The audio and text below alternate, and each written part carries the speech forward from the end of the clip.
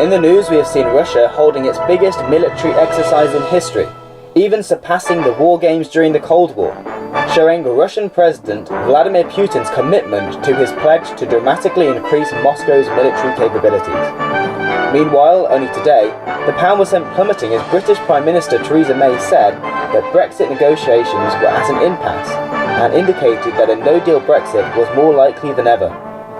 This is Paul Barnes joining you for this week's Bible in the News. The Bible teaches that at the time of Christ's return there will be a great battle, the Battle of Armageddon. We are told in Ezekiel 38 that this battle involves Rosh, who can be shown to equate to the ancient people Rus, who later formed Russia, and Meshech, which is Moscow.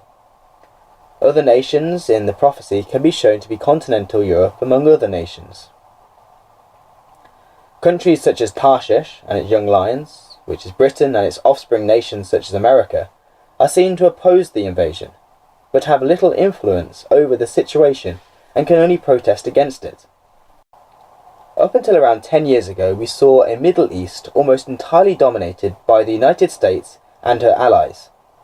The idea of America standing by and seeing a power invade large parts of the Middle East seemed impossible, and at present still does. However, over the last 10 years, Russia has forged new relationships and rekindled old ones, which have started to reduce American influence in the area, bringing the situation ever closer to what is described in Ezekiel 38. From Bible prophecy, we can expect this trend to continue. Under Putin's leadership, Russia has worked hard to undermine American influence all over the world, and also to increase her own. This has been done by strengthening and demonstrating their own military capabilities.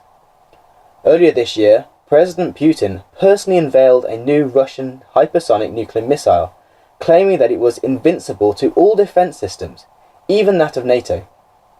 In case the point wasn't made clear enough to the West, Putin went on to show a video of the missile descending and hitting the US state of Florida. Russia's latest military exercises are yet another example of Russia flexing its muscles. These exercises involved 300,000 Russian troops, along with over 1,000 aircraft and 36,000 tanks. Again, Russia is signalling to the West that they expect to be treated as an equal. Russia isn't willing to be told what to do by Washington, and wishes to make that clear. A NATO spokesman commented on the Russian military exercises, saying that it fits into a pattern we have seen over some time, a more assertive Russia, significantly increasing its defense budget and its military presence. They also said that the exercise demonstrates Russia's focus on exercising large-scale conflict. This pattern, noticed by NATO, is something that has been expected by Bible believers for many years. Bible prophecy predicts a powerful Russia and a weak America. Bible prophecy predicts a Russia with many allies, able to engage in a large-scale conflict, the Battle of Armageddon.